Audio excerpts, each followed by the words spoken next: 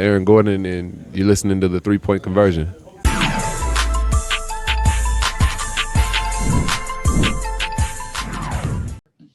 Hey Trae, just how killer were turnovers for you guys tonight, and is that one of the biggest things that got y'all out of sorts in that first half? Yeah, and that's all on me. I gotta be better at taking care of the ball and just doing a better job of just at least getting us a shot. And 9 turnovers is way too much, and I gotta do better, and I will be better next game. So definitely a big reason. Just kind of what's the mindset of the team now, getting to go back home?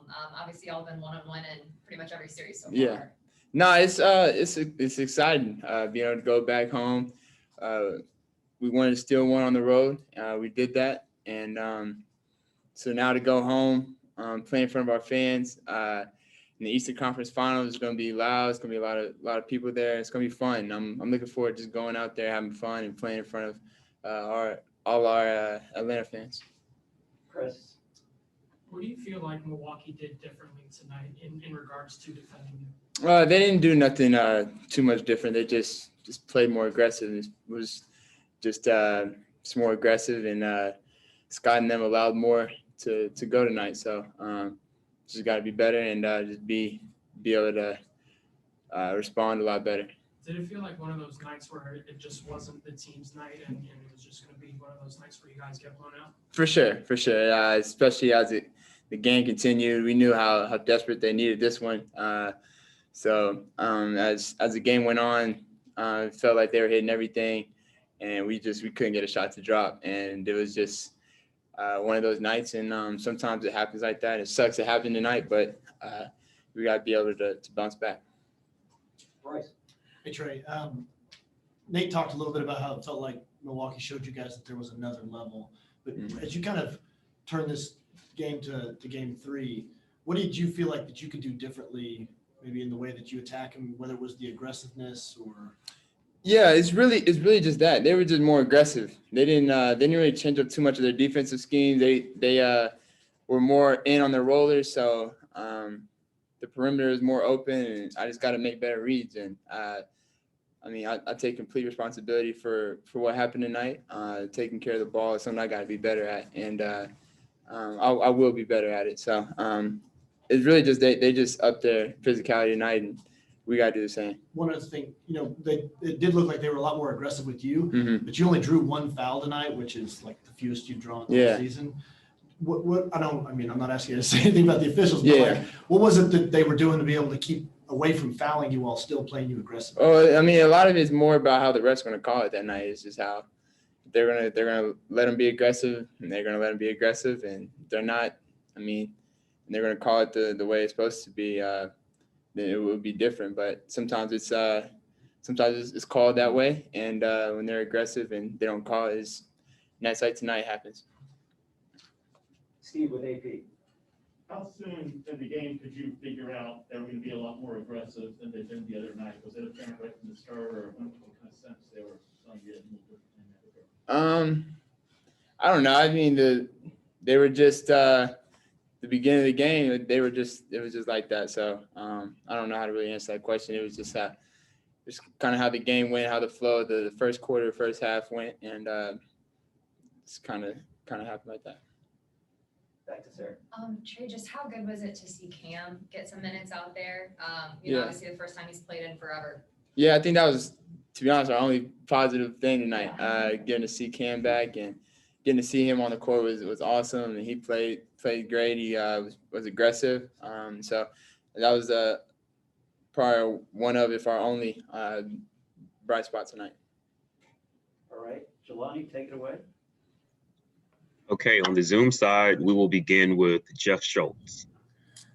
Trae, I'm just wondering, it's pretty rare for you to be able to, or for you to be sitting on the bench for the whole fourth quarter watching the game. What's going through your mind during that period? Are you trying to figure out what happened? Are you thinking about the next game? You're just trying to relax?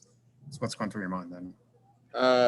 There's a lot of things. I'm just trying to figure out how it got to that point, what I can do better for the next game, and just already thinking about getting back home to Atlanta and playing in front of everybody, just going out and having fun. So I'm really just excited that we get to go home and bring a conference finals energy type atmosphere back to the ATL.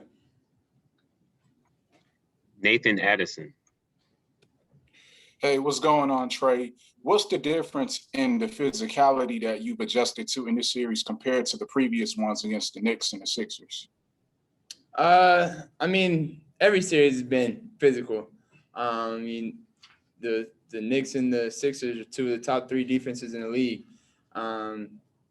Sixers had 3 all defensive players on their team. I've seen physicality from defenders all playoffs, and I mean it's nothing new. So I just got to be able to respond and be better next game. Raphael Haynes from the 3-point conversion.